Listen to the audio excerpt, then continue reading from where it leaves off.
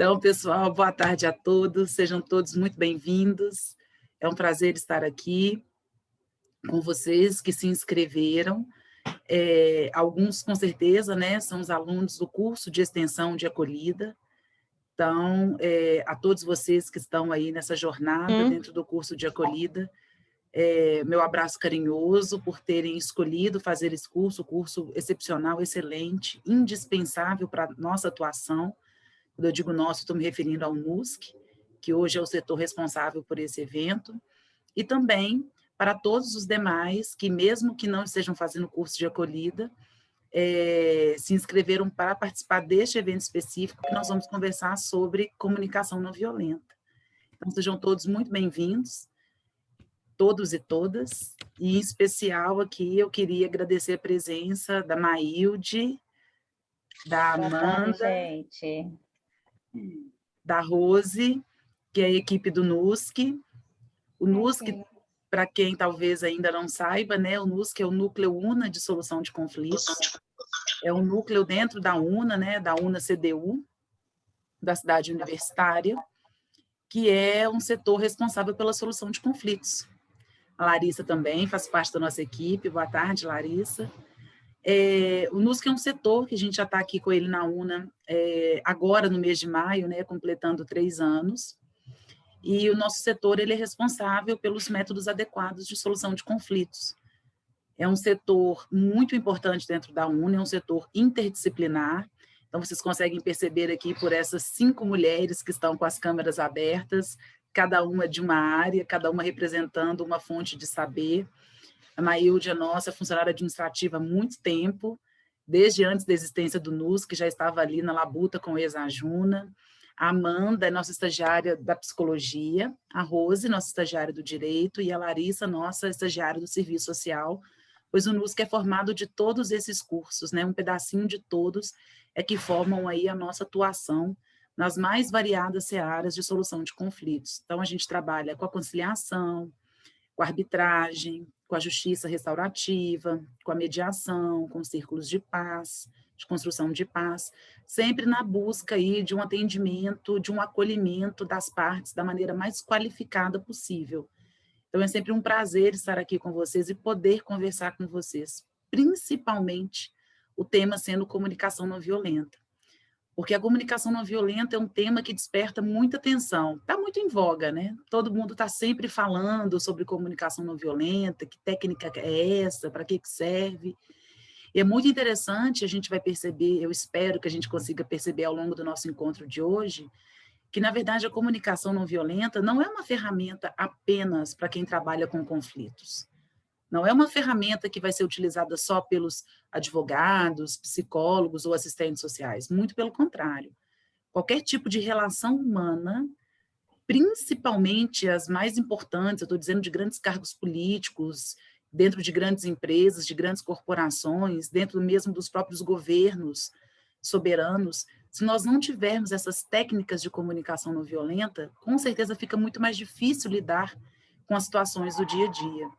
E as coisas mais simples também, dentro de nossas casas, nas relações que nós temos com os nossos pais, irmãos, maridos, esposas, filhos. Aplicar a comunicação não violenta dentro das relações mais simples é tão importante quanto aplicar a comunicação não violenta num conflito entre 2 grandes países, entre 2 grandes potências, ou até mesmo dentro de uma estrutura de uma grande empresa, né? O líder com seus liderados, entre as chefias, ou como nós fazemos no nosso dia a dia no NUSC, através do atendimento qualificado das partes. Então, essa semana, por exemplo, só a título, né, de compreensão do que a gente vai conversar hoje, eu, a Rose e a Amanda, nós fizemos um atendimento de um caso de justiça restaurativa. A gente vai ter o nosso curso específico, né, sobre isso, espero todos vocês, começa em maio. Então, na justiça restaurativa, que é um dos métodos adequados que nós temos, só que na seara criminal, nós estávamos, então, conversando com pessoas envolvidas num conflito criminal, né? Num crime ali de ameaça, com lesão corporal. E a forma como nós temos para nos comunicar, receber, acolher essas pessoas que estão ali machucadas, que estão feridas, que estão lesionadas, é sempre através da comunicação não violenta. Não existe outro método. Muitos de vocês talvez conheçam também um outro programa que nós temos aqui do NUSC, que é o PROEV, que trabalha aí com a construção e consolidação dos vínculos familiares que porventura são rompidos. É a mesma coisa. Imaginem vocês, vamos pegar aqui talvez o pessoal do direito, né? Você já se formou, já é um advogado, vai atender o seu cliente no seu escritório, uma relação familiar completamente destruída, machucada, lesionada, uma disputa de guarda de filho, de alimentos, de partilha de bens. Como que você vai receber essa pessoa? Como que você vai conseguir identificar qual é a verdadeira necessidade, qual é a verdadeira demanda que essa pessoa te traz? Então, todas essas ferramentas nós utilizamos através dessa base, que é a CNV. Então, eu costumo dizer que ela é o nosso alicerce. É a partir dela, a partir da compreensão das técnicas mais simples, que a gente consegue aí ir evoluindo na reconstrução desses laços e desses vínculos. Porque trabalhar com métodos adequados de solução de conflitos não é simplesmente querer dar uma resposta. Muito pelo contrário, quem faz isso é a atividade clássica jurisdicional, não é isso? É o juiz. Não é aquele senhor imparcial que bate martelo e fala, pronto, a casa vai ficar com a pessoa A. A nossa praia, a nossa toada aqui é completamente diferente. Quando nós trabalhamos com os métodos adequados, o que nós queremos é dar às partes, é resgatar às partes o protagonismo na solução dos seus conflitos. E para que as partes possam, elas mesmas, construírem a melhor solução para o caso, é necessário que, primeiro, elas consigam entender e compreender quais são as suas necessidades. O que elas precisam? Eu não preciso que uma pessoa que nunca me viu diga o que eu tenho que fazer. Eu preciso me saber comunicar para que eu consiga expressar aquela necessidade que eu preciso que seja ouvida, da mesma maneira que eu também preciso aprender a ouvir. Num conflito que envolve relações mais profundas, né, é necessário que a gente tenha aí sempre o objetivo de fazer com que aquele vínculo não seja completamente rompido, que ele possa ser restaurado.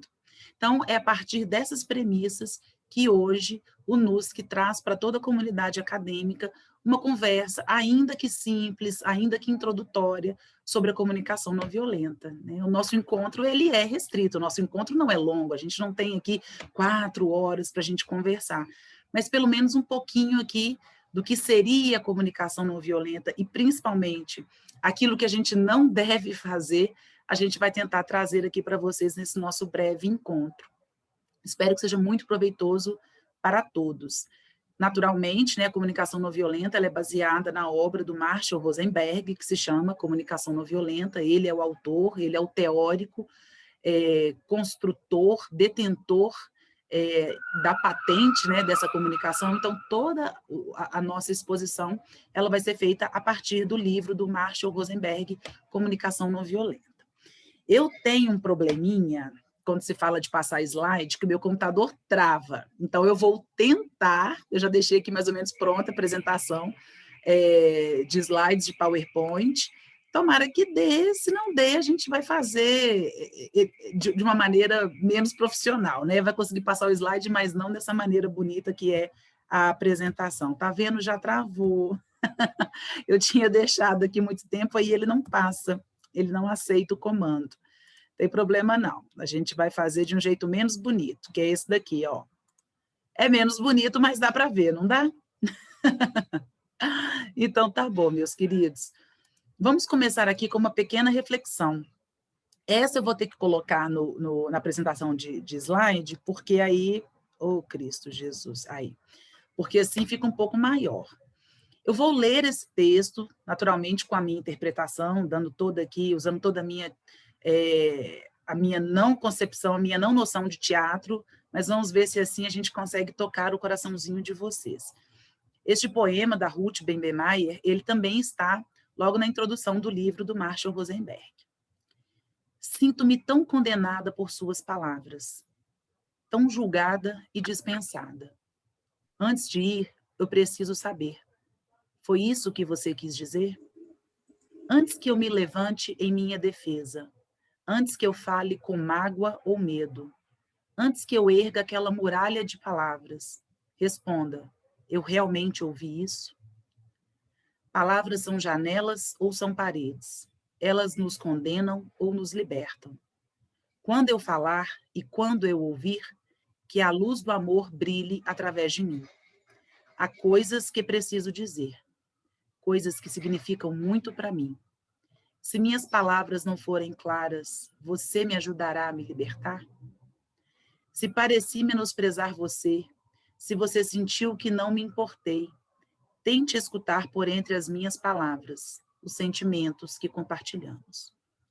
Então, esse primeiro poema, essa primeira introdução, é justamente para a gente pensar um pouquinho, para a gente refletir um pouquinho sobre a grandeza e sobre a importância das nossas palavras. Vocês já pararam para pensar sobre isso?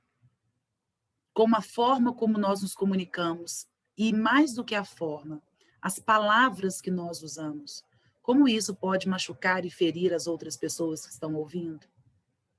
Ou como às vezes até as nossas palavras podem nos ferir também? O poema nos faz pensar sobre isso, né? Palavras podem ser janelas ou podem ser paredes. Eu posso, através da forma como eu me comunico, tocar você de uma maneira positiva, ou eu posso simplesmente te destruir com essas palavras. E, por vezes, o que nós queremos transmitir é a mesma coisa. Às vezes eu estou realmente magoada, eu posso estar muito magoada mesmo, muito chateada com uma situação. Mas a maneira como eu expresso... Voltou? Voltou, travou um pouquinho. Acabou de voltar. Então, tá bom. Então, eu estava dizendo, pelo menos na hora que travou para mim, é que mesmo quando nós estamos extremamente chateados, a maneira como a gente vai transmitir esse nosso sentimento, esse nosso descontentamento, ele pode resultar num agravamento daquela situação, no agravamento daquele descontentamento, ou ele pode também ser uma passagem, ser um caminho para transformar e iniciar a restauração. Então, eu acho que a primeira coisa que eu gostaria que todos vocês refletissem é sobre isso, sobre a magnitude que nossas palavras têm, sobre a força que nossas palavras carregam, e a maneira como nós vamos expressar, como toda essa avalanche de sentimentos pode também impactar de uma maneira extremamente negativa na vida de outras pessoas. Olha, gente, se eu falar com vocês que eu, Jéssica, que sou uma facilitadora de justiça restaurativa, uma facilitadora de CNV, eu sempre falo utilizando as técnicas da comunicação não violenta, se eu falasse isso, eu estaria mentindo feio para vocês.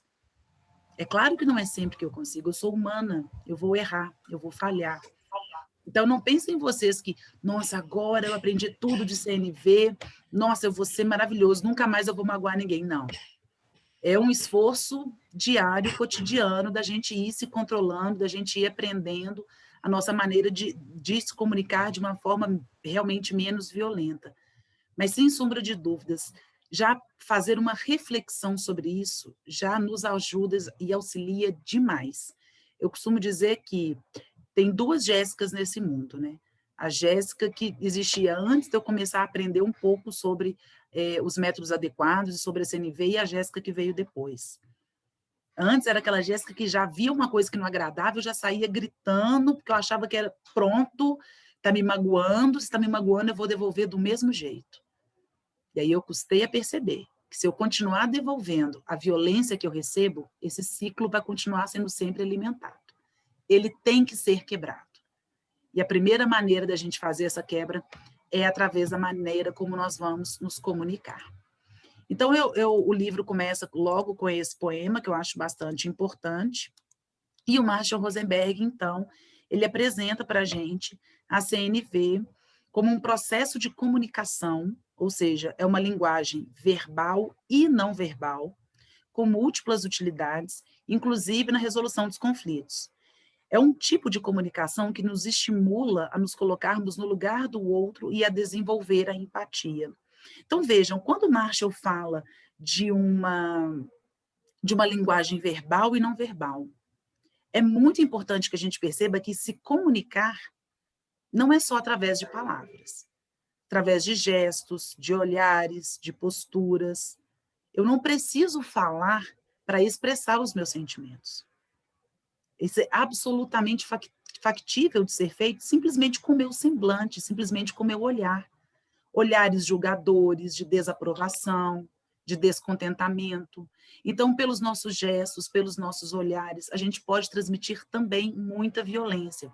Por isso, exercer a CNV é compreendê-la como um processo linguístico, e quando a gente fala de processo linguístico, é o verbal e o não verbal, que vai ter essas múltiplas utilidades. Agora, o primeiro ponto, né, logo no início do livro, o Marshall ele traz para a gente a ideia de que a CNV ela trabalha com a noção de empatia. Olha, comunicar-se de forma não agressiva é você saber se colocar no outro e desenvolver empatia. E aí é uma outra palavra que está super em voga, todo mundo fala o tempo todo. Temos que ter empatia, temos que ser empáticos. Será que a gente sabe o que é empatia? Será que a gente sabe diferenciar ser uma pessoa simpática de uma pessoa empática? Será que verdadeiramente a gente sabe se colocar no lugar do outro? Ou será que empatia é isso? Se colocar verdadeiramente no lugar do outro? Porque a CNV ela é uma proposta de ruptura com uma cultura de guerra que nós fomos acostumados a cultivar. Faz parte da nossa cultura. Quando eu digo da nossa cultura, é da nossa cultura ocidental. Uma cultura ocidental que tem raízes aí extremamente atreladas à religião, ao cristianismo. Nós temos, sem sombra de dúvidas, uma cultura de guerra, de querer se impor. E isso aqui, principalmente, me parece que fica muito claro, aí o pessoal do curso de Direito vai perceber isso claramente. Nós somos moldados, principalmente, né, a trabalhar com a ideia de que nós temos que vencer. E que se nós temos que vencer, significa que nós estamos numa disputa, que nós estamos numa guerra. A CNV ela vem quebrar com essa lógica. Olha, eu não quero vencer, eu não quero ter razão. Eu quero falar e quero ser escutado. Eu quero que a minha voz tenha alcance. Eu quero que os meus sentimentos e as minhas necessidades sejam ouvidos. Eu não preciso ter razão, eu não preciso ganhar. Eu quero ter espaço. E para eu ser verdadeiramente ouvido, para que a minha voz seja verdadeiramente compreendida, você que é o interlocutor, você que está do outro lado, você tem que ter um mínimo de empatia para conseguir ouvir, para conseguir entender o que eu preciso dizer. Então, essa é a grande ruptura, essa é a grande noção de CNV que nós temos que entender. É uma técnica, como eu disse para vocês, está todo mundo falando, está muito famosa, vai ser da noite para o dia que a gente vai mudar? Com certeza não. Porque a gente está falando de uma cultura milenar. E a gente não vai mudar um hábito cultural, estrutural da nossa sociedade em 3, 4, 5 décadas. Se nós estamos compactuando com esse modelo há milênios. Bom, então, nesse momento, aqui já não tem mais nada a ver com Marshall Rosenberg, né? Vocês vão perceber claramente. Mas desde quando eu li o livro pela primeira vez, ele trata dessa noção da empatia, da gente conseguir realmente se colocar no lugar do outro, para conseguir fazer uma escuta qualificada, respeitosa, que eu me lembrei, já usei esse exemplo em outros encontros que eu tive, em outras palestras que eu tive a oportunidade de falar sobre o tema, para a gente conseguir entender um pouquinho do que é empatia. Então, tem um filme, é uma animação muito bonitinho, que se chama Divertidamente. Eu não sei se vocês já assistiram. Esse filme é uma animação, é de fato, né, um desenho animado, mas está longe de ser um filme para criança, né? É aquele filme que, claro, você vai lá e coloca seu filho, seu sobrinho para dar sossego, para assistir um desenho e ficar animado, você também ter um momento de paz, mas ele traz muitas reflexões para nós adultos também. Então, tem uma cena nesse filme que eu vou passar para vocês, que eu acho ela bastante interessante, que ela mostra claramente essa diferença que eu conversei com vocês, do que é ser simpático, agradável, do que é ser empático. Então, aqui a gente vai ter um exemplo muito claro do que é trabalhar com a CNV, do que é efetivamente você abrir a sua mente, o seu coração, o seu ouvido, a sua atenção para o problema do outro. Então, vamos ver aqui uma cena, é rapidinho, tá, gente? Não vou passar o filme todo, não, podem ficar tranquilos. Embora, se eu fosse passar o filme todo, também seria legal, eu sei. Mas a ideia não é essa. Deixa eu aumentar um pouquinho o volume, porque está meio baixa essa gravação aqui. E vamos lá. Não desista do hóquei. Bing Bong, temos que chegar à estação. É claro, é logo depois do Castelo de Biscoito. Ih, eu, hein? O Castelo de Biscoito ficava aqui. Por que o demoliram? Ué, mas eu jurava que a montanha do Pônei Brilhante era ali. O que tá vendo, hein? Eu não sei, né? O mundo das princesas! Ah, não! O Museu dos Ursos de Pelúcia! Meu foguete! Espera! A Riley e eu usamos esse foguete! Ele tem a canção combustível! Meu amigo, pra brincar!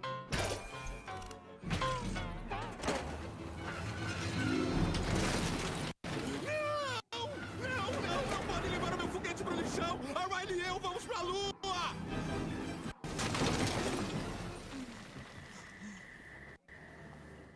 A Riley esqueceu de mim?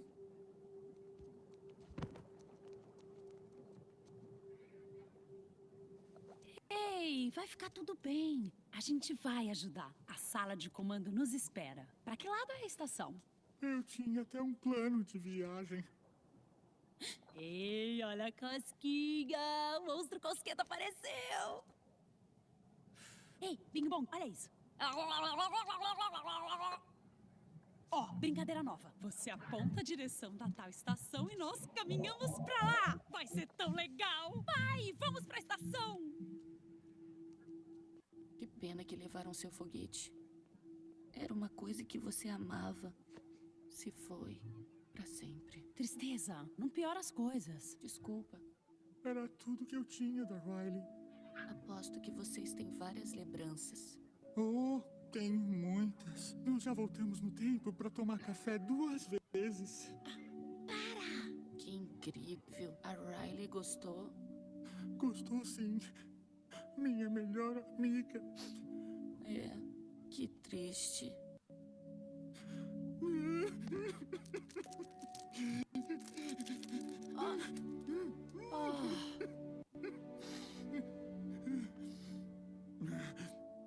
Eu já tô bem.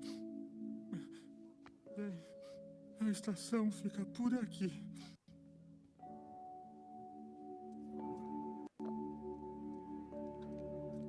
Como você fez isso? Ah, não sei. Ele tava triste, então eu escutei. Ei, olha o trem!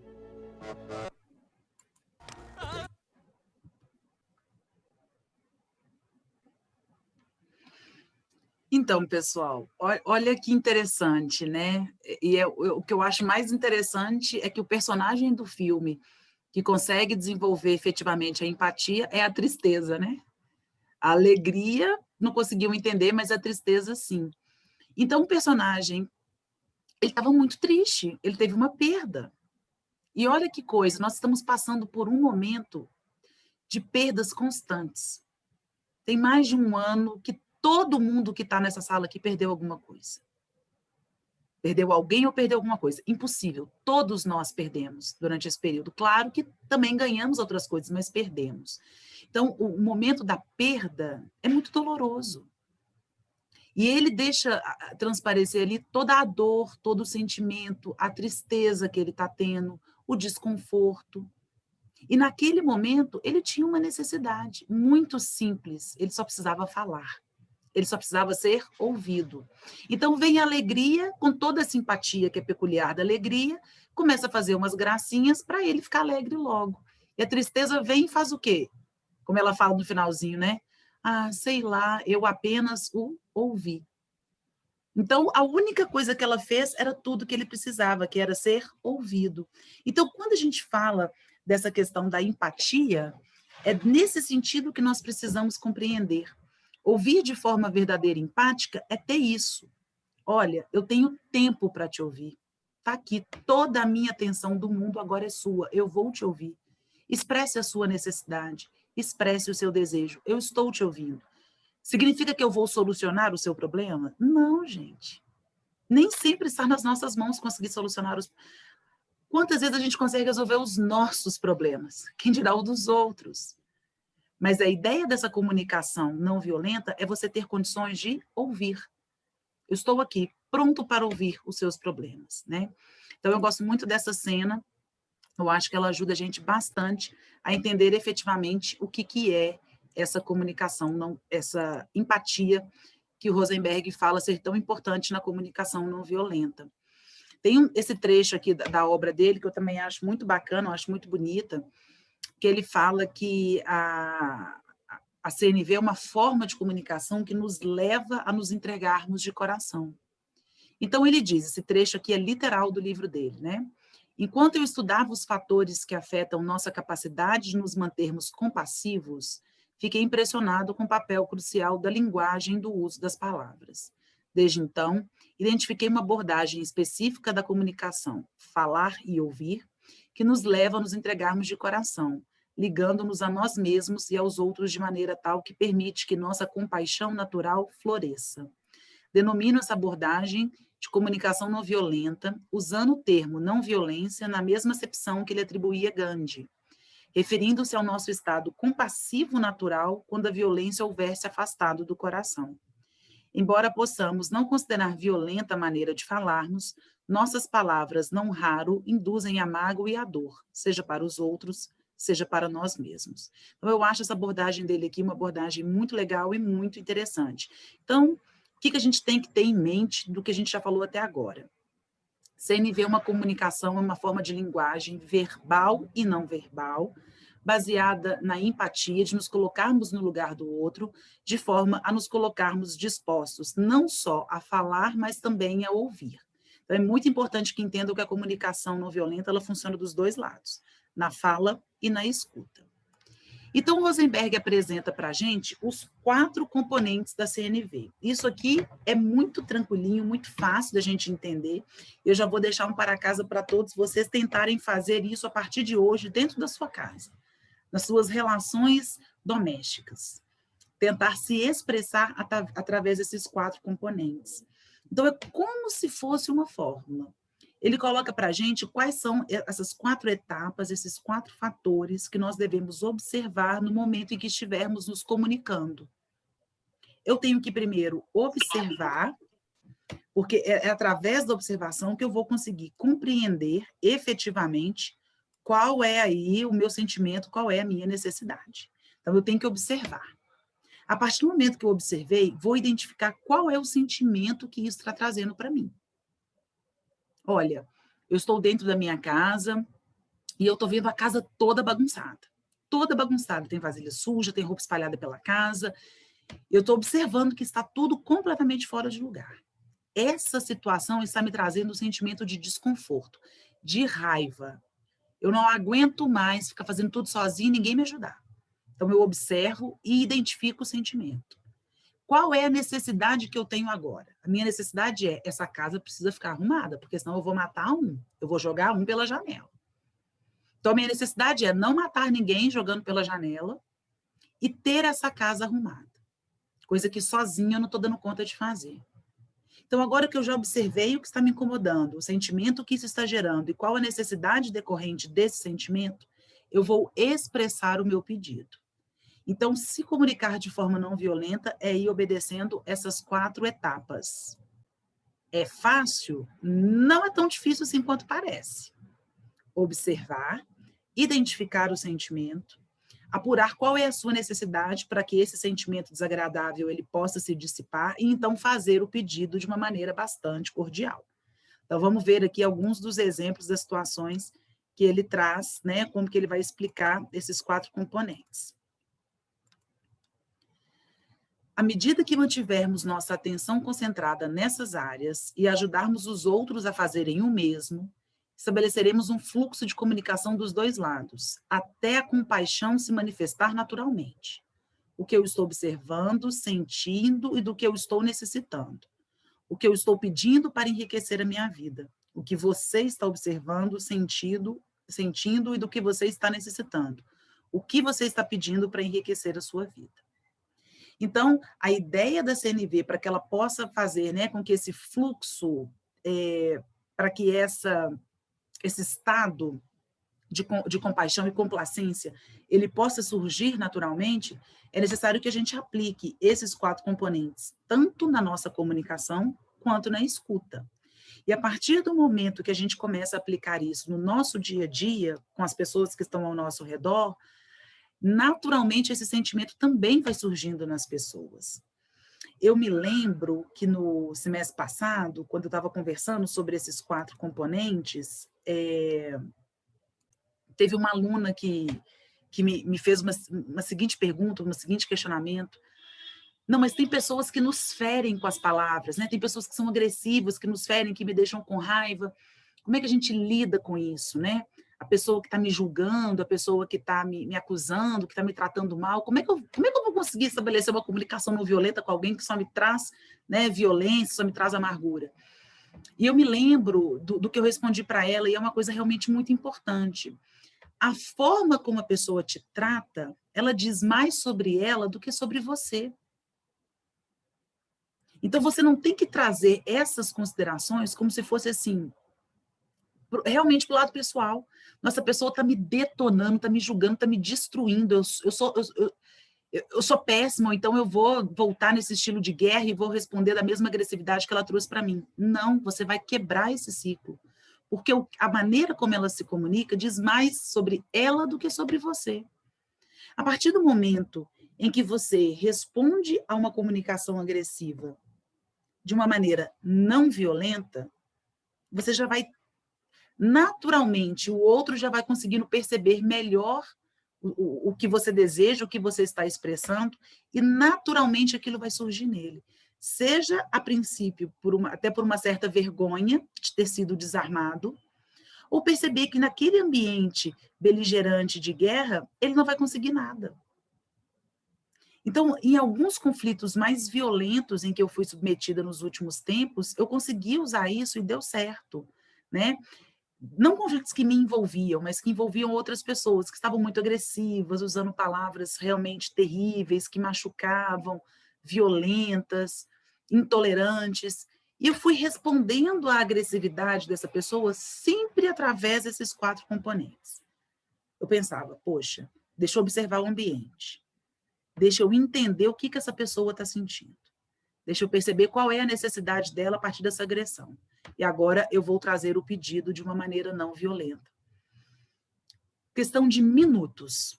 Você vai desarmando a pessoa e ela vai naturalmente entrando no mesmo estado de complacência. Então, se o início da conversa ele é agressivo, a tendência é que quanto mais você insista em ouvir, entender a necessidade dessa pessoa e ir verbalizando que você está compreendendo a demanda dela de uma maneira não agressiva, a tendência é ir diminuindo.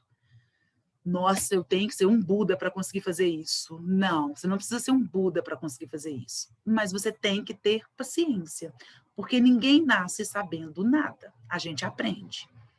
E esse nosso encontro aqui de hoje é para isso. É uma troca de experiências, é uma troca de aprendizagem. E a experiência, o praticar, ele vai fazendo com que a gente consiga cada vez mais usar desses mecanismos de uma maneira mais simples, né? E menos complicada. Então, não se abalem. Quando vocês sentirem essa pressão, quando vocês sentirem a violência vindo para cima de vocês, não responda com mais violência. Vai de novo na CNV. Tenta entender. Poxa, essa agressividade diz muito dessa pessoa. Qual é a necessidade dela? Qual é a necessidade dela, né? O Rosenberg, ele tem uma frase nesse livro que eu gosto muito, para mim é uma das frases mais impactantes que tem para entender conflito, que ele fala que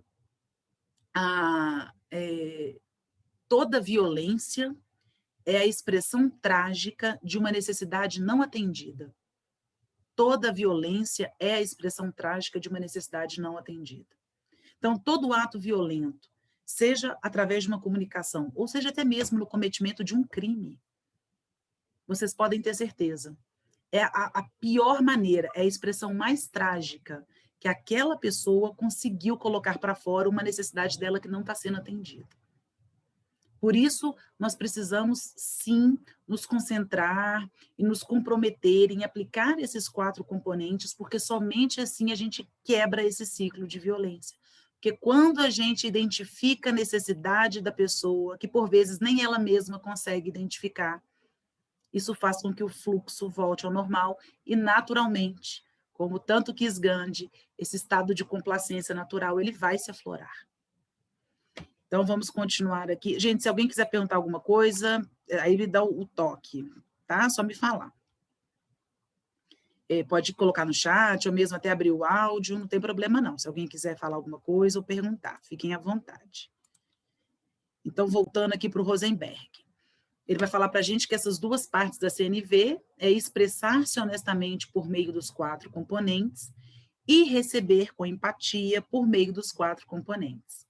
Então, sempre as ações concretas que estamos observando e que afetam o nosso bem-estar, como nos sentimos em relação ao que estamos observando, as necessidades, valores, desejos que estão gerando nossos sentimentos e as ações concretas que pedimos para enriquecer nossa vida. Então, sempre assim, eu vou falar baseado nesses 4 componentes, né? A fala, a exteriorização, ela está muito ligado com a ideia do pedido, né? A ação concreta. Então, antes que eu fale, eu tenho que pensar. O que eu estou observando, o que eu estou sentindo e o que eu estou precisando. Eu preciso saber expressar. E à medida que você vai praticando a fala com esses 4 componentes, automaticamente você também vai exercitando a sua escuta através desses 4 componentes. E é incrível como isso, para a resolução de conflitos, isso funciona e funciona mesmo. Eu tive uma reunião com as minhas meninas, né? Já estou chamando assim, as minhas meninas é a Amanda, a Larissa e a Rose, onde eu estava conversando um pouco com elas sobre a justiça restaurativa, e eu disse para elas que o grande, né, meninas, que o grande X da questão era do momento em que nós estivéssemos atendendo às partes, é que a gente conseguisse identificar qual era a necessidade dessas partes. Porque, às vezes, as próprias pessoas que nos preocupam, elas ainda não chegaram no estágio delas mesmas, de forma consciente, conseguir entender qual é a necessidade delas. Mas aí o pessoal da psicologia vai me ajudar, ou talvez vai me entender. Mas inconscientemente, essas necessidades acabam sendo expressadas por outros atos. Ainda que não seja de uma forma, realmente, na linguagem, de forma consciente, mas se expressa. Então, quando a gente exercita a CNV, a gente consegue entender isso, ou consegue ajudar a pessoa a se expressar de uma maneira mais consciente acerca dessa necessidade que ela precisa tanto colocar para fora. Já atendi conflitos, principalmente envolvendo, né, pais e filhos, e os conflitos que eu atendo, gente, são todos conflitos criminais, né, são crimes realmente, o que é muito triste quando você chega nesse ponto, né, a necessidade, ela deixou de ser tão atendida que ela se expressou da maneira mais trágica possível, a partir de uma violência física. Então, nós já atendemos filhos que agrediram pais, justamente por isso. A pessoa estava num ponto de insatisfação, de violência tão grande que ela não conseguia mais se expressar para falar o que eu preciso é isso. E aí a gente vai conversando, vai ouvindo, coloca as partes para conversarem juntas, através da técnica do círculo, que é um diálogo guiado, né? A gente que vai guiando ali as conversas. E naturalmente falou, eu preciso que você respeite meu espaço, só isso. Eu te amo, mãe, mas eu não aguento mais que você não respeite meu espaço. Ou, eu te amo, filho, não falta afeto, mas eu não aguento mais te pedir 1000 vezes para fazer uma coisa e você não faz. Então, chega no momento em que, como o fluxo não está fluindo, como a coisa não está bacana, que ninguém mais consegue ouvir, ninguém consegue mais falar. Então, a ideia é a gente conseguir resgatar esse fluxo para que tudo possa ocorrer. Então, a gente tem que seguir esses 4 componentes. É o nosso primeiro passo. E o segundo? O segundo é cortar de nossas vidas para hoje, já fica aqui o dever de casa, cortar de nossas vidas hoje aquilo que Rosenberg classifica como comunicação alienante. Primeiro, a gente vê o que é a comunicação não violenta, aquilo que a gente deve fazer. E agora a gente vai ver o que a gente não deve fazer. O que nós devemos evitar, tanto na forma de comunicar, como também na nossa forma de pensar. Porque sempre lembrar que as palavras machucam não só quem escuta, mas também machuca muito quem fala. Então, vamos tentar a partir de agora, já o primeiro não, já passei 20 deveres de casa, né? Mas mais um dever de casa para vocês aí, a partir de agora, além de tentar aplicar essas técnicas dos 4 componentes, observar, identificar sentimento, identificar a necessidade e expressar o pedido de uma maneira não violenta. E ouvir, né? Além desses 4 componentes, o que não devemos fazer? Ah, não devemos trabalhar com comunicação alienante. E o que é a comunicação alienante?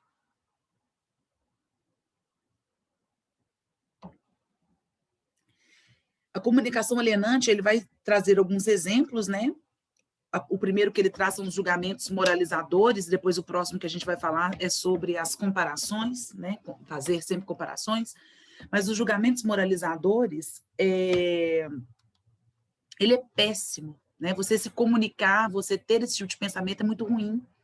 Quando a gente classifica e julga as pessoas, isso estimula um ambiente hostil, isso estimula a violência.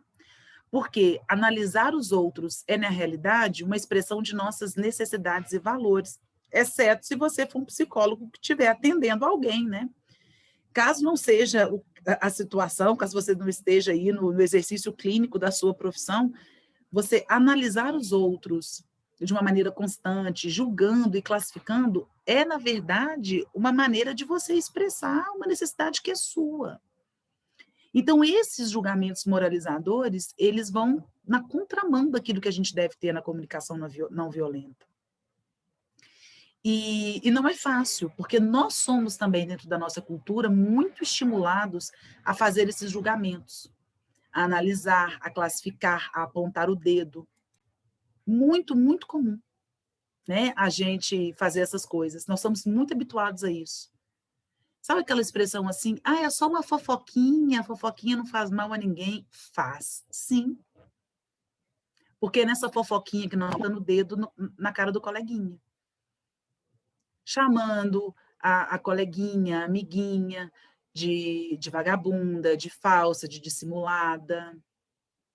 Aí começa a taxar, começa a rotular. É uma péssima mãe, é uma péssima esposa, é uma péssima profissional, porque faz isso, faz aquilo, fala que faz aquilo outro. Então, esses julgamentos, essas análises, essas classificações que nós fazemos das pessoas, isso é péssimo, isso nos afasta desse estado natural, desse estado de complacência natural de não violência. Isso estimula uma violência externa e interna. Porque a partir do momento que nós estamos ali julgando, apontando o dedo, classificando, isso nada mais é do que nós mesmos fazendo a nossa análise. Muito cruel. E sem a ajuda de um profissional. Fazendo uma péssima maneira de expressar ali as suas angústias e as suas necessidades. Então, a primeira coisa que a gente realmente tem que evitar para a gente conseguir caminhar aí para esse estado natural de complacência é evitar esses julgamentos. É difícil? Claro que é. Como eu disse para vocês, eu sei que a nossa cultura ela já nos acostumou a fazer esse tipo de comentários, esse tipo de julgamento. Mas a gente realmente tem que se esforçar para evitá-los. Isso é realmente muito, muito violento. Uma violência para o outro e para com a gente. E aquilo que eu disse mais cedo. E se alguém fizer isso comigo? Lembre-se, isso diz mais sobre a pessoa do que sobre você. Sobre a necessidade dela que não está sendo preenchida. Então, usando os 4 componentes, vá ouvindo com empatia, para quem sabe, você também consegue ajudar essa pessoa a ela mesma identificar quais são as necessidades dela que não estão sendo atendidas. Então, aqui a gente vai ter o primeiro, né, que é a comunicação, que é o julgamento moralizador. Esse aqui eu adoro. Eu adoro esse aqui fazendo comparações. Adoraria que alguém pudesse fazer isso agora. Não sei se vocês estão gostando da palestra até agora, se ela está valendo a pena ou não, mas seria muito legal que alguém aqui conseguisse, se alguém conseguisse aqui pegar uma fita métrica na sua casa e começasse, então, a medir o seu corpo. Se vocês estavam gostando de mim até agora, não preocupa não, vocês vão passar a odiar agora. Não tem problema não. Então, vamos lá. Pega uma fita métrica. Dá uma medida aí no seu quadril. Dá uma medida no seu... Principalmente as mulheres, tá? Porque a comparação, o estudo clínico que eu vou aplicar aqui, ele foi feito com mulheres. Então, pega uma fita métrica, dá uma medidinha no seu quadril, da sua cintura e do seu busto. Vamos ver se você é uma pessoa perfeita. Vamos ver se você é uma mulher perfeita. Vamos ver. Será que alguém vai pegar a fita métrica aí? Porque eu vou mostrar para vocês, tá? Vou mostrar para vocês aqui quem que é a mulher perfeita, porque se você não tiver com as mesmas medidas que ela, ó, já era. Tá fora. Você não é nada. Você não é nada. E se não tiver essas medidas que eu vou mostrar agora, pode sair correndo que você está perdido, tá? Existe um estudo clínico antigo, né, que ele foi feito, como eu falei com vocês, pensando mais nas mulheres, que é justamente isso. Nesse estudo, pede para que as mulheres peguem fitas métricas e meçam as principais medidas do seu corpo, para compará-los com as medidas de uma modelo que se chama Katie Brooke, que foi tida pela ciência como a mulher com corpo ideal. Olha o que a ciência diz que é o corpo ideal. Ela possui 90 centímetros de busto, 63 centímetros de cintura e 91 centímetros de quadril. Então, olha, seguindo a ciência, se você não tiver o corpo igualzinho dela, você é inferior e está fora dos padrões, tá bom? Todo mundo tá, entendeu? Se você não tiver o corpo igual dessa mulher, com essas mesmas medidas, olha, já era. Se você não tiver comparado a ela, você é um nada, você está fora do padrão. É agradável ouvir isso, gente? Não. Então, por que a gente faz comparação o tempo todo? Por que o tempo todo a gente vai lá e faz assim? Mas o filho da minha amiga não faz isso.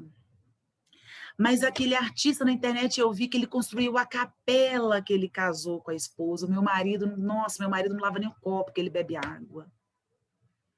Ah, mas o filho da minha amiga, menino desfraldou com 6 meses de idade, andou com 5, já come, pega um ônibus sozinho com 2 anos. O meu, nossa, o meu coitado, o meu menino tem problema. O meu menino, nossa, tem que levar no pediatra, no neurologista, no psiquiatra, no psicólogo.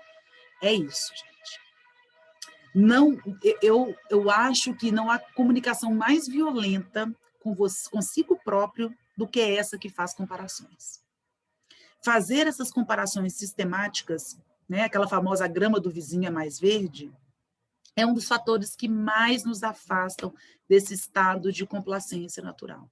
Isso incita violência, isso incita angústia, isso incita dor. E quando incita esses sentimentos negativos, mais longe, mais distante a gente fica, efetivamente, do nosso objetivo, que é conseguir ter uma tranquilidade suficiente para observar as nossas necessidades. Como que eu vou conseguir efetivamente observar a minha necessidade se eu estou o tempo todo fazendo comparações? Será que efetivamente é isso que eu preciso? Ter uma vida igual a do outro? Eu acho que não. A internet faz isso, né, o tempo todo, né? Eu vi que alguém falou alguma coisa aqui sobre cultura do cancelamento, mas passou aqui. A cultura do cancelamento vigente na internet, né? A cultura do cancelamento é a própria violência, né? É o oposto de tudo que o Rosenberg vai trabalhar aqui. O oposto de tudo, mas ele tem tudo a ver com essa ideia da comparação.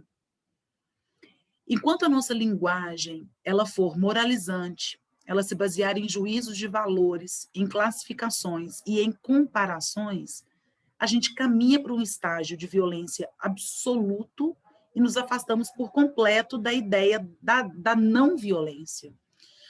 Isso está muito ligado a fenômenos realmente sociológicos, né, e psíquicos também.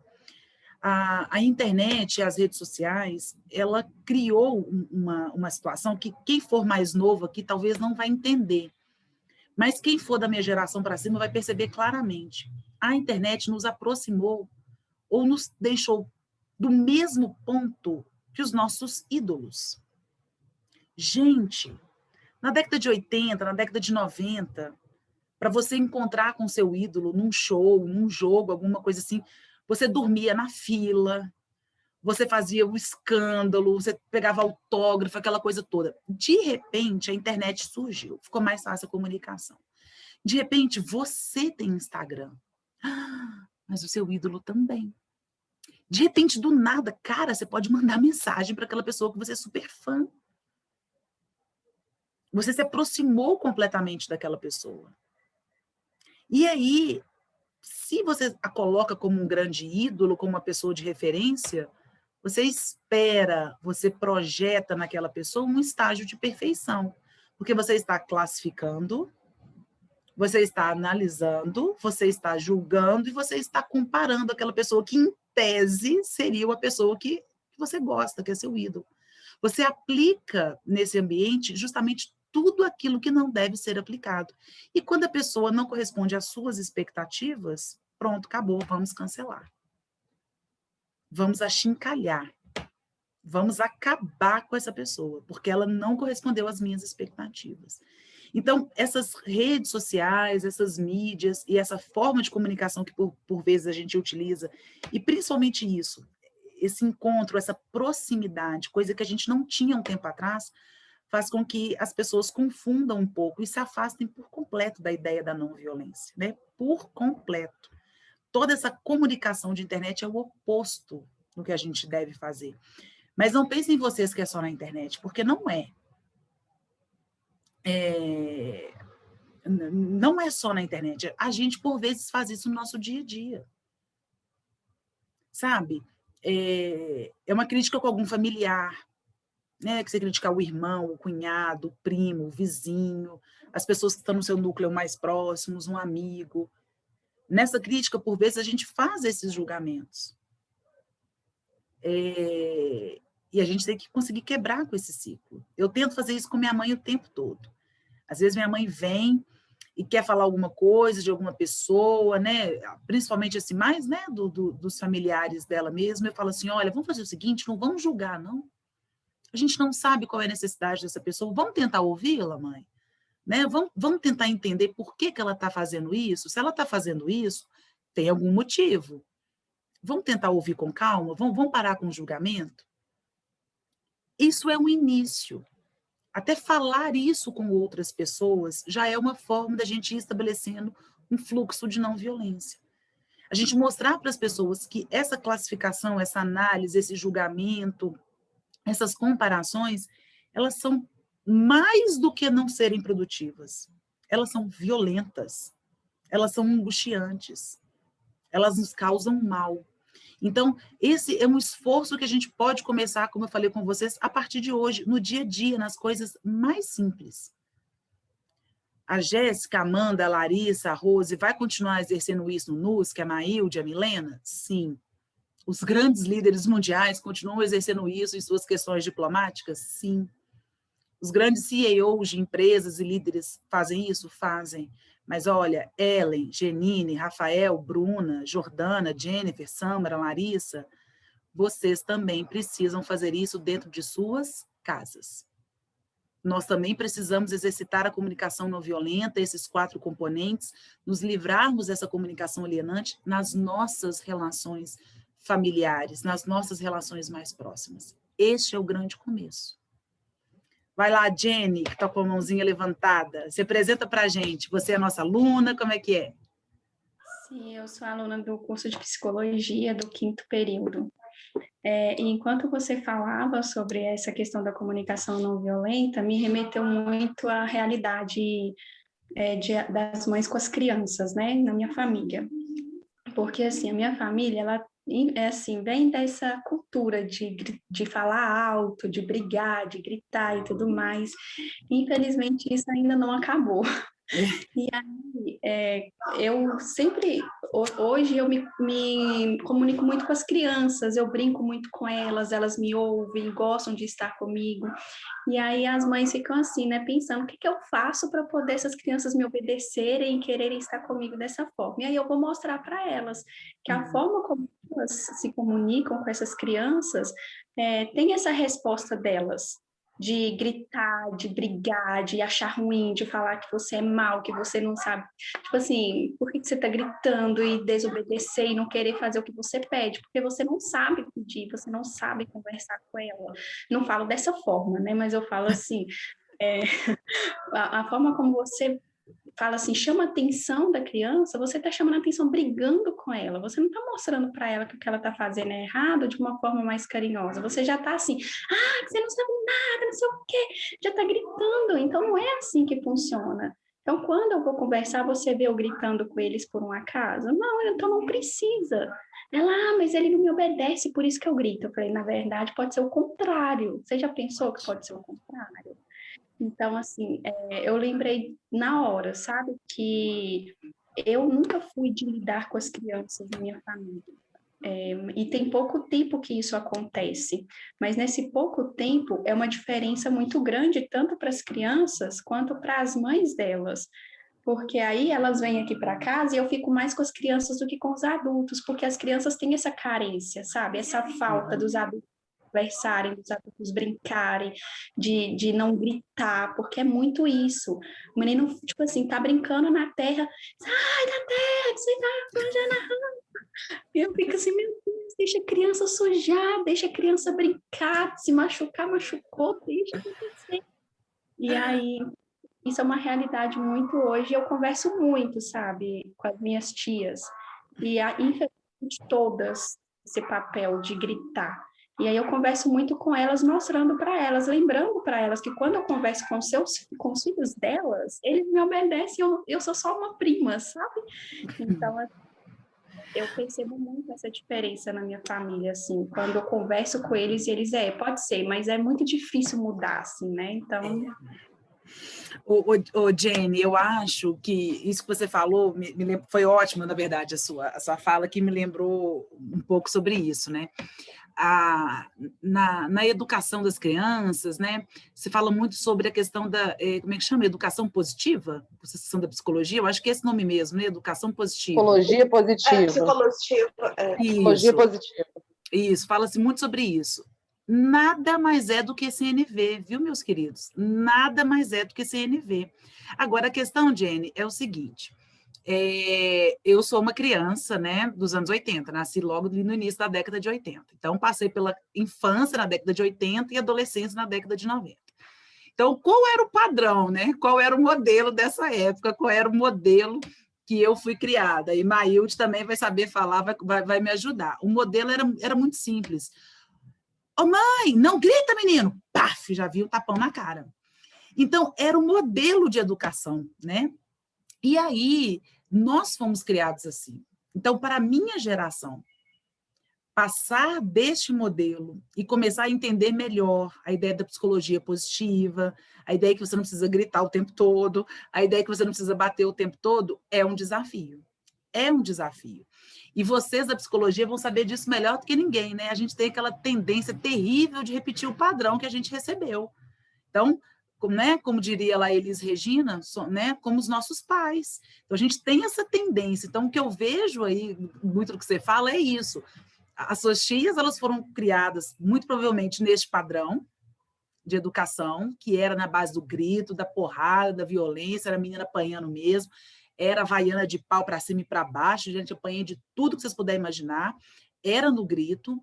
A gente tem a tendência a reproduzir esse mesmo padrão educacional, é uma tendência nossa, porque é o padrão que a gente conheceu, que a gente teve contato, e realmente estudar, se abrir a novos métodos, a novas formas, exige um esforço. E o que eu vejo também é que, às vezes, não é nem que as pessoas não querem, às vezes as pessoas realmente estão tão exaustas, com tantos afazeres, com tantas tarefas, que elas se veem assim, poxa vida, sobrou 1 hora do meu dia, eu vou ler um livro sobre educação positiva ou eu vou ver uma série? Ou eu vou tomar uma cerveja? Ou eu vou simplesmente deitar e dormir? Eu entendo muito isso, né? Eu entendo muito isso. É isso, né, Ana? A desconstrução não é um processo fácil. Eu, Jéssica, mãe, eu já tenho consciência disso até mesmo antes de me tornar mãe. Estou tentando? Estou demais. Mas é claro que tem hora que escapa, né? Tem hora que eu vejo que eu já estou abrindo a boca para dar aquele gritinho, sabe? Aquele gritinho não, grito típico da dona Beth, né? Que foi minha mãe. Na hora que eu vejo que eu estou indo, opa, Jéssica, não é assim. Filha, Elis, vamos conversar? Mamãe precisa conversar com você. Aí eu vou, CNV, sabe como é que é? Eu estou observando que você está fazendo isso. Isso está machucando mamãe. Vamos tentar de outro jeito? Aí eu vou, mas tem que respirar 50 vezes, porque é isso, né? Você negar todo esse processo não é fácil, não é fácil. E acabou que eu lembro que na época que eu estava grávida, um monte de gente veio vender curso para mim, veio fazer educação positiva, eu falei assim, deixa eu ver como é que é isso. Aí dei uma lida, falei assim, ai, gente, eu acho que a minha CNV vai me ajudar. E aí eu tô indo nessa, porque eu acho que as bases são realmente muito parecidas. Mas, Jenny, isso que você falou é demais. É bem isso mesmo. Eu vejo isso o tempo todo. A Milene colocou aí, né, a diferença de falar alto e falar agressivo. Então, assim, o histórico da minha família é falar alto, mesmo quando eles estão só conversando, é natural. Então, assim, mas o que eu percebo nessa questão da fala alta para a agressividade é exatamente quando foge como é que eu falo? Dessa harmonia, né? Dessa harmonia na comunicação. Então, assim, quando o outro já fala, já fecha a cara pela palavra que o outro falou, porque assim, eles sabem, quando eles estão só conversando alto, parece que está brigando, parece, mas eles sabem que não estão. Mas eles também sabem quando começa a ofensa, sabe?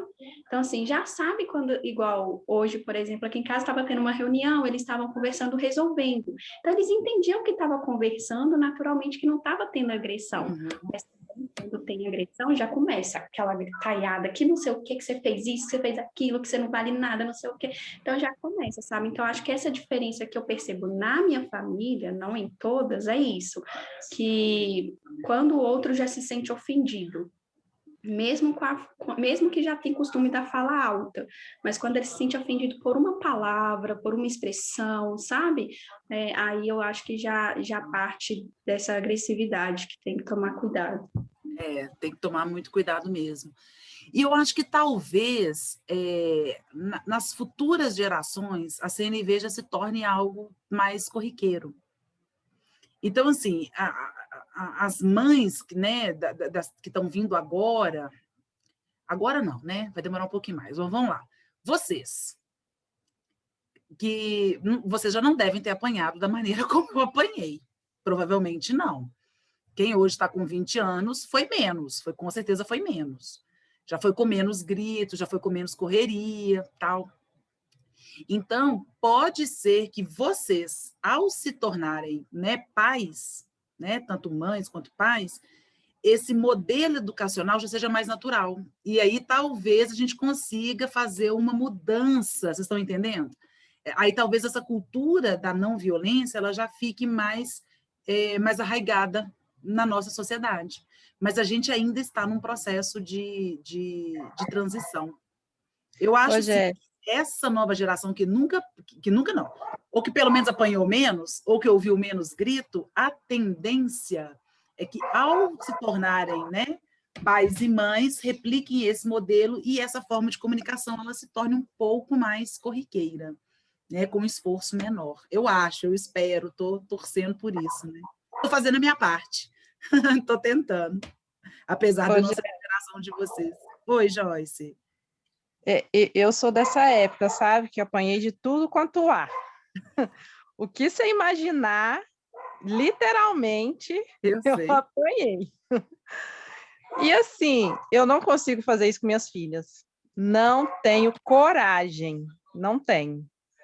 Eu acho que me doeu tanto, que assim, assim, é engraçado que às vezes minha mãe chega para mim e fala assim, mas a sua filha tá assim porque você não dá um couro nela.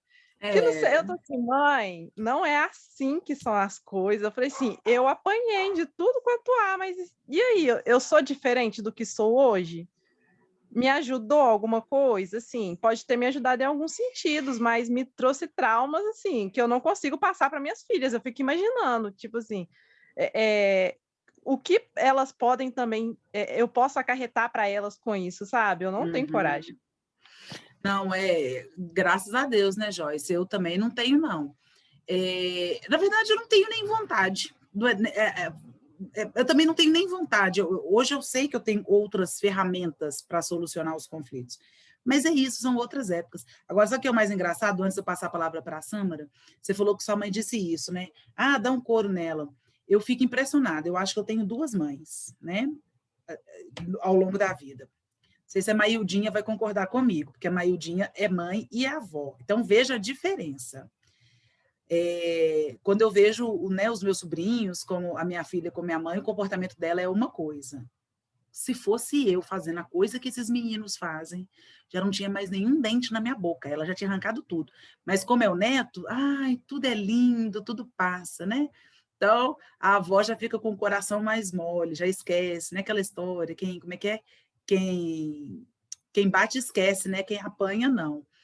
Mas a ideia é essa, é mais do que superar o bater, é superar realmente todo um modelo do autoritarismo, né? Do grito, da força, porque a nossa educação, até né, meados da década de 90, foi isso. Não era só o apanhar, era realmente a questão do autoritarismo, da imposição do medo. Né? Não era aquela confusão entre respeito ou medo que você tem pelos seus pais. Durante um tempo da minha vida, eu tive que aprender a fazer essa diferença. Né? E a ideia da CNV é justamente isso. Você não precisa ter medo de ninguém. Você tem que respeitar como primeiro passo para conseguir ouvir e entender as necessidades daquela pessoa. E lembrar sempre, gente, criança é uma pessoa desde a hora que nasce. Desde a hora que nasce. Então, quanto mais você consegue, já pode ir estimulando isso, melhor para você e para a criança, né? Vai lá, Sâmara. Gente, a gente já está finalizando, desculpa, viu? Era só 1 hora, a gente já está finalizando. Vai lá, Sâmara. Professora Jéssica, boa tarde a todos. Eu tenho 2 perguntas, na verdade. A primeira é a seguinte, a gente, principalmente assim, a gente da geração 2000, a gente tem muito forte, às vezes, o sarcasmo, sabe? Principalmente aí com as figurinhas que estão bombando, né? E que são engraçadas, cômicas e tudo, e é super legal. Só que, às vezes, isso no diálogo não se estabelece tão bem, porque determinada pessoa, às vezes, não é acostumada com o sarcasmo e recebe aquilo muito mal. Eu quero saber, porque eu percebo que existe uma linha tênue. Quando que o sarcasmo deixa de ser uma coisa sociável, legal para brincar, e quando ela vira um composto da comunicação violenta? Eu acho, Sâmara, que isso vai depender muito do ouvinte. A maneira como a gente se comunica e o que vai ser passado com essa comunicação tem muito a ver com quem vai receber.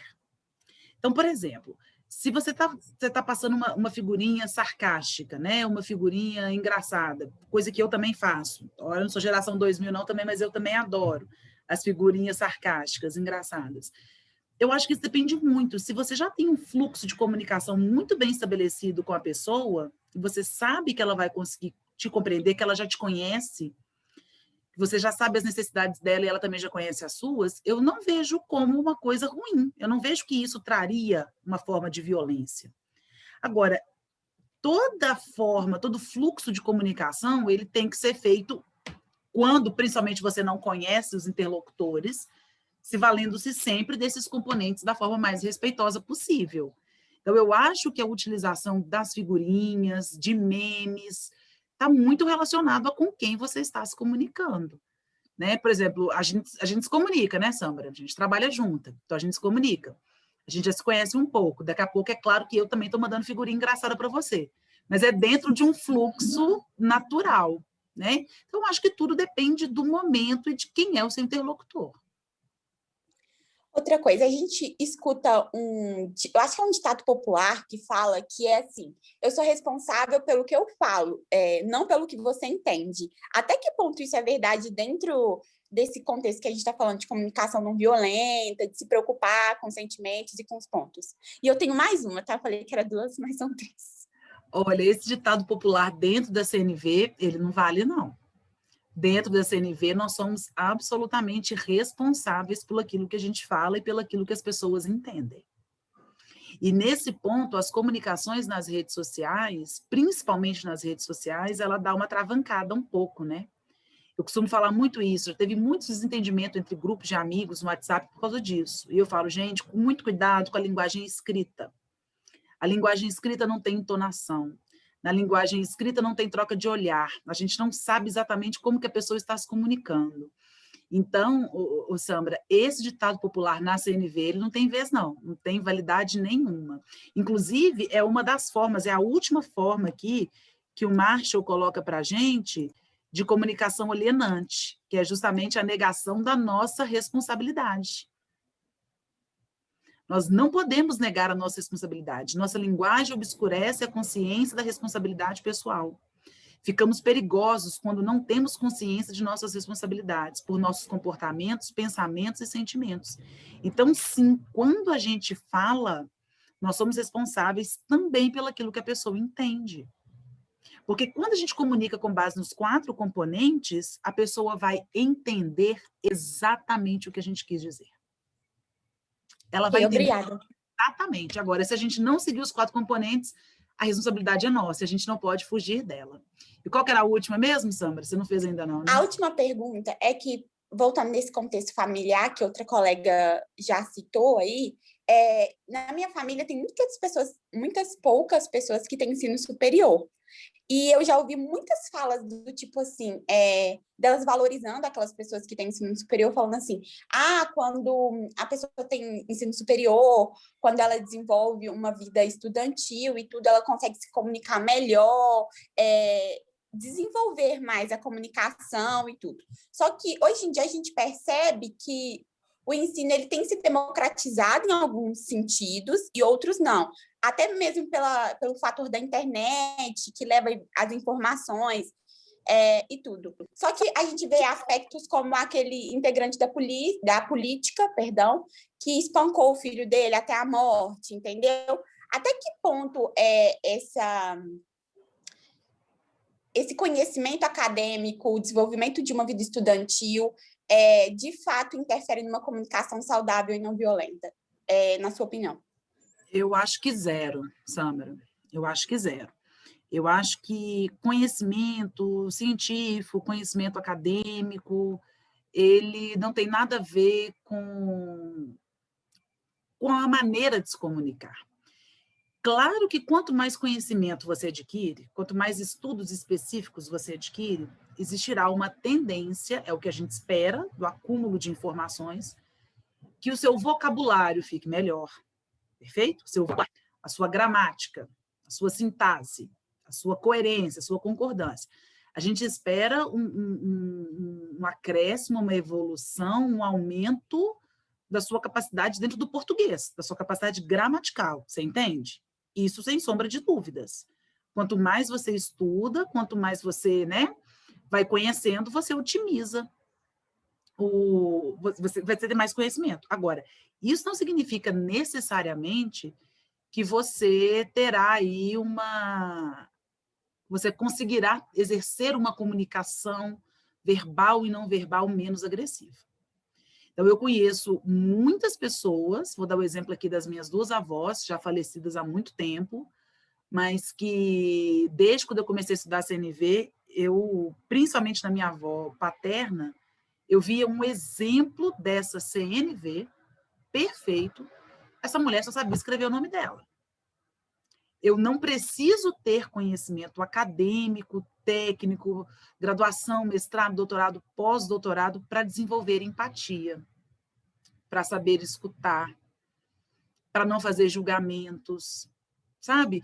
Então, eu vejo que é claro que o conhecimento acadêmico que vocês estão desenvolvendo aqui na UNA, ele é importantíssimo para o desenvolvimento intelectual e profissional de vocês, mas não significa que necessariamente isso vai fazer com que vocês sejam pessoas melhores, né? Pessoas com mais empatia, com uma escuta qualificada, não mesmo. Tem pessoas que fazem isso de forma natural, tem pessoas que precisam de estudo, isso aí vai depender realmente de cada um. Mas eu acho que não, viu, Samara? A gente consegue aí a CNV realmente, independentemente de qualquer tipo de estudo. Obrigada, professora. Então, meus queridos, eu estou vendo aqui algumas coisas, eu não consegui ver o chat todo. O livro chama-se Comunicação Não Violenta, Marshall Rosenberg, tá? Esse é o nome do livro. Mas a gente vai subir o vídeo daqui a pouquinho para o canal do YouTube, aí lá vocês vão poder ver de novo, e essa questão aí do material.